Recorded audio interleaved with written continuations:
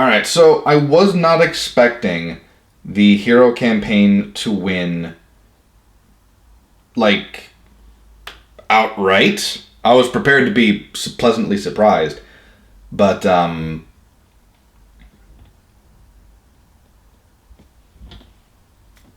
I wasn't expecting it to get no votes at all. That's something. So, I guess you guys want to hear about the villain campaign. Alright. I can go with that. I can go with that. So, I feel like I should lay down some groundwork for this one a little bit, because I think what most people are concerned with is, well, at the very least those who voted for it probably, are a bit more interested in, you know, what was the problem I was facing where the villain campaign saved it, you know? And yeah, I think that justifies groundwork, at the very least.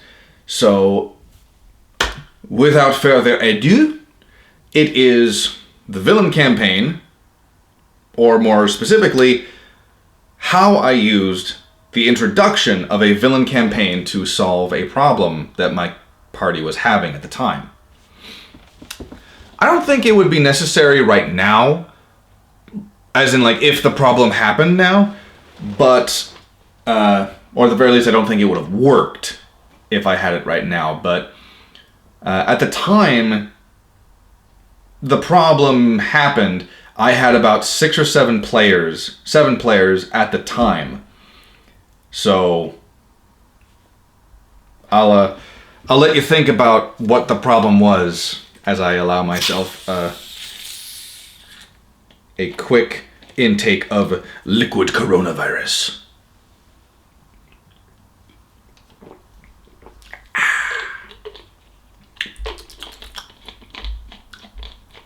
So delicious. You probably guessed it. People weren't showing up. I don't know if this is a common problem for new parties or just parties in general, or if it's just a problem for larger parties. But the problem was, out of the 7 players, for about 3 weeks in a row, only like 3 or 4 people actually showed up. No, sorry, not showed up. 3 people texted in saying that they could make it out of the 7 players. Now, in certain instances, you can work around that. Like, the first time it happened, I was very prepared in the sense that, like, I was prepared to play. You know, I wanted to DM. I wanted to put the story forward.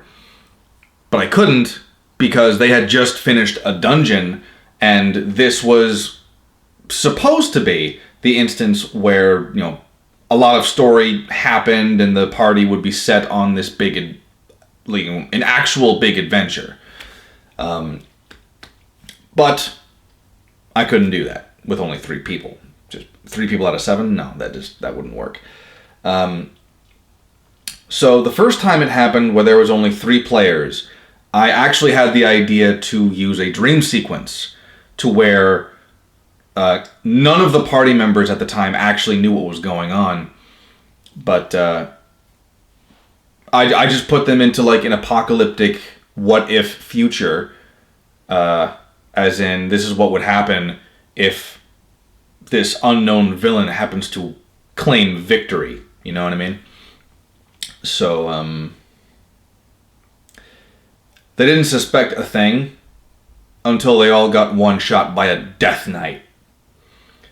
Now, for those of you who don't know, a death knight brings death. A really high-powered monster I think I just passed it. Here it is. A Death Knight. When a paladin that falls from grace dies without seeking atonement, dark powers can transform the once mortal knight into a hateful undead creature. A Death Knight is a skeletal warrior clad in plate armor. Beneath its helmet, one can see the knight's skull with malevolent pinpoints of light burning in its eye sockets. It has an armor class of 20, hit points of 180, or 19d8 plus 95. Speed of 30 feet, expectable. Strength of 20, a dexterity of 11, constitution of 20, intelligence of 12, wisdom of 16, and charisma of 18. Is a challenge rating of 17. It can make 3 longsword attacks, or the way I did it, 2 longsword attacks and 1 hellfire orb, which it can do once per day. It can also have a parry as a reaction. The Death Knight adds 6 to its AC against 1 melee attack that would hit it. To do so, the Death Knight must see the attacker and be wielding a melee weapon. So, yeah. I had my players fight this. I'm not even getting into its magic resistance, martial undead, spell casting abilities, like outside of the Hellfire Orb. I'm not even getting into that. Or its saving throws and its condition and damage immunities. But, yeah, they got one shot by that thing in 1 round. It was primarily just to... It was just to show them a what-if scenario in the future. Like, this is something that might happen, should you fail. And, the story has progressed in such a way where I don't think that future would have come to pass. I mean, definitely not in that way. Especially now that I know a bit more about... I know more about the world, and I know more about the game itself, because at the time, that technically was session... It was either session 3 or session 4 at the time that happened. Anyway, but the whole not showing up thing kept happening. Oh, and I do apologize for... the echo here, because it's a new apartment, and I haven't quite gotten to the point where like there's a whole lot of stuff on the walls or anything like that. So there's like there's a calendar over there, there's a picture over there, and there's a dream catcher over there, but aside from those 3 things, there's fucking nothing here. So I do apologize for the echo. But it kept on happening. We would wait a couple of weeks, and then there would be that maybe like once every 2 weeks. If I was to average it out, it was once every 2 weeks where we would be able to... Enough of us would be able to get together, and we would play the game, and it would progress the story a little bit. Questions would be asked. Characters would be... written out and then reintroduced as their players either left or other players didn't want to keep on using that character.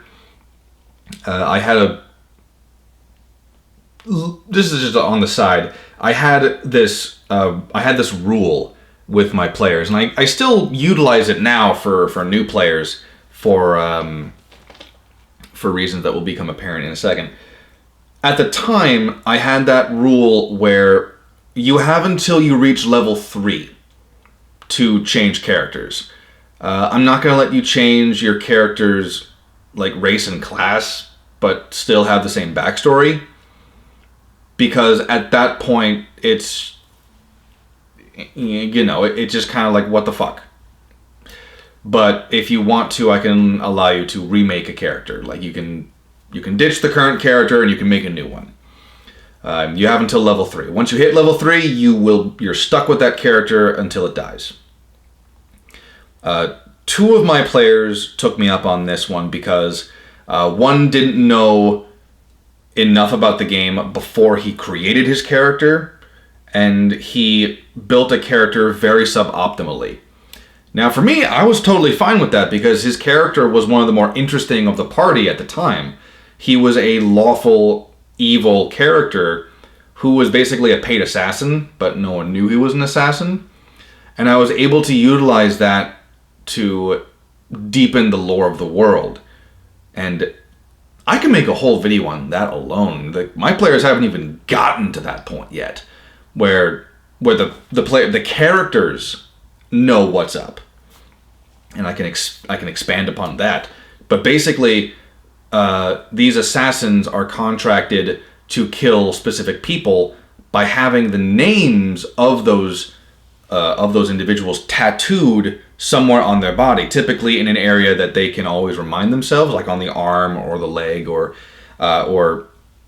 somewhere where you could use a mirror to see it, right? And when the target is killed, the name vanishes. Yeah. That basically allows them to confirm, yes, you actually went and finished the contract, you killed this fucker. So he did that because he didn't think that his character was optimized properly because, I don't know. So he changed it to a tabaxi who was a sorcerer. And then another player changed his from a dwarven monk to a human cleric. I forget why he wanted to change. I think it was because he didn't like how little damage he was doing as a monk, Which to me just kind of speaks to the fact that he was very new to the game and that he didn't quite realize that monks take a while to, get fucking insane. I have an NPC that the players haven't met yet, who is a high-level monk, and just reading out some of the things that guy can do, fucking hell. It's a shame he doesn't get utilized more often. And then a third player of mine, technically took me up on this, but kind of didn't. Because the reason why she changed her character was because she and her roommate were planning on doing this, two peas in a pod type of character, where the roommate had to leave because of school and work. So it didn't really make sense for her to continue on with that particular character if the buddy wasn't even going to be around. So she switched up her character, even though I was able to create an entire plot line based on that. That kind of sucked. But then nothing was planted. So only my time was lost. So anyway, why was I on that side rant? I don't know. I can't remember. I've recorded me talking about this like 3 times now, and I don't know. I kind of get flustered when I'm in front of the camera these days. I don't know why. So, it kept on happening, where players just wouldn't show up. Players would say they would be there, and then they weren't. And then, eventually I got to the point where I think it technically was like technically, I believe it would have been like session 5 or 6. Although it's been a year. It's been a year since then, and I do not remember exactly when it all happened. But what I do know is that we showed up, and this is when we were meeting at a physical location outside of one of our homes, right?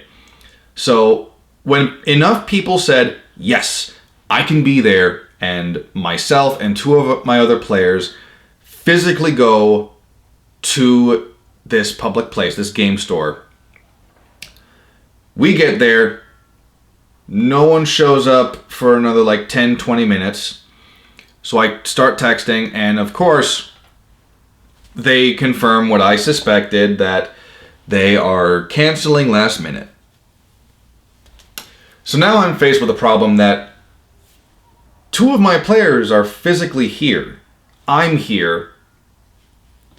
Our time has basically been wasted because, you can't really progress a story at this stage that we were at with 2 of the 6 party members. We lost one and then got one back. So yeah, at this point it's still 7. At this point it was still 7 players. 2 out of the 7 players showed up. So I'm thinking, well, this fucking sucks. And I don't remember exactly what triggered this memory. But I remembered a story from my Renaissance days, from a buddy of mine. A buddy of mine? A buddy of mine, where he and his friends had agreed to play evil characters without telling the dungeon master. So they were tasked with like saving this princess who had been held for ransom. They save the princess, but then they hold her for ransom. It was that kind of campaign. And that's a story even in itself, and I would not be able to really do it justice, but that's what I remembered. So I turn to my players and I go, I'm using their character names. Roland, Kalu, I want you to make 2 additional characters, like 1 for each of you. We'll say level 9, level 10. And they're like, level 9 or 10? What? What's going on? Like, are we doing a one-shot? And I'm like, not really. There's a condition, though. Like, what's the condition? Your characters have to be evil. We're doing an evil campaign. And so that was my answer. Because these 2 had been they had been showing up pretty much every week. And it wasn't until many, many weeks later where one of them couldn't show up because he was taking a test was it a test? I can't remember if it was a test or if he was out of town. But it was around the same time where he was taking tests to legally become a police officer. So, yeah, like, understandably, he couldn't make it one weekend. Not weekend, week. We meet up on Wednesdays. But these guys have been available every week. And they made themselves available every week because of D&D. So I was thinking, what can I do to show them how much I appreciate them taking the time off and, showing up every week to play Dungeons and Dragons. Listening to my story and helping me build it, in a manner of speaking. I decided to make the villain campaign.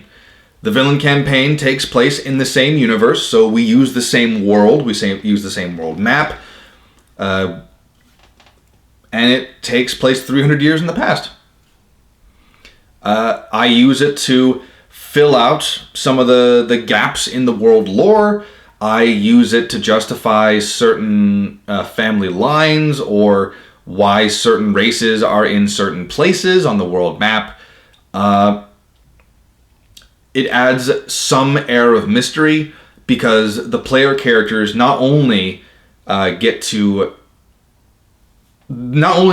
see the world as it is in the hero campaign, but they're also playing through and sometimes causing certain events 300 years ago that lead to the exact reason why certain things are the way they are in the present campaign. And we would do the villain campaign whenever not enough people showed up to do the hero campaign. So typically it would be about like 3 or 4 people out of the entire group. 3 for sure we would do the villain campaign, and I think 4 was I would let the players choose. I would let the players choose You guys, you want to play hero or villain? Because we can do both. We can do either one at this point. So, strangely enough, people started to show up after that. After a few sessions of the villain campaign, the players started to show up more frequently. And I don't know if it was directly related or not. I like to think it is directly related to that, because that leads to a hilarious implication that all players secretly want to be assholes. But at the same time, I genuinely think it was just unlucky. Those 3 weeks in a row where people just couldn't make it. Because it happens. It happens. But yeah, that's what I use the villain campaign for. I could go even deeper into the villain campaign in another video if you want. There are so many characters in the villain campaign that I really like, and I was able to bring to life. Yeah. I was able to experience my very first boss fight in the villain campaign, and I was able to utilize that to... I was able to learn and grow, because I made the mistake of having just one bad guy, and yeah, even though the villain, not the villain, the antagonist, because they are the villains in this campaign, but the boss fight itself could have been dangerous, could have been difficult for them, but yeah, it was not nearly as tense as I wanted it to be. And I was able to take that and learn from it, and ever since then I've understood that when you want your players to fear for their lives, when you want your characters to panic, freak out, beg their party members to save them, swarm their asses, that'll do it. That'll do it very well. But yeah, I used the villain campaign to keep playing D&D. Even when not enough players were able to make it. And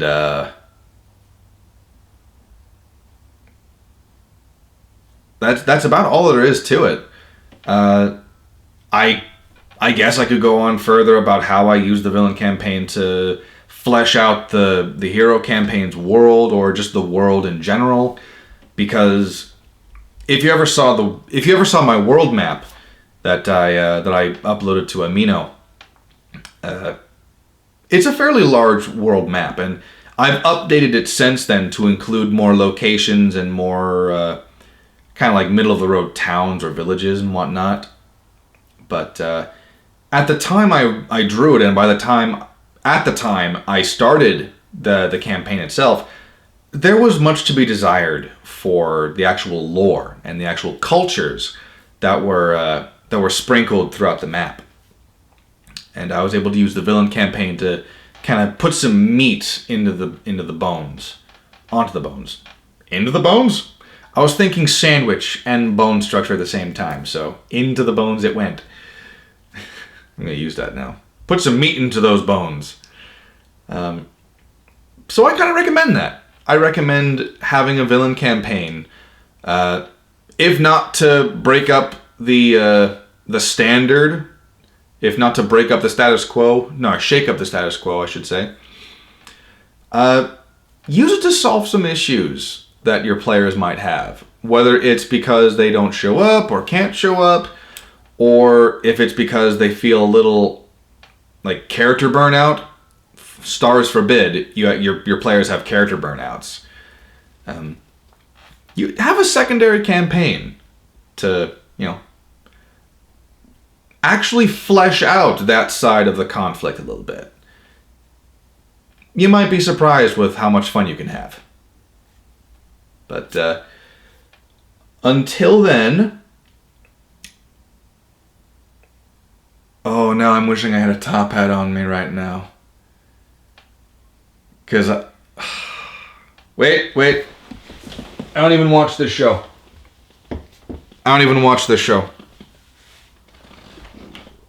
Stay classy, villains.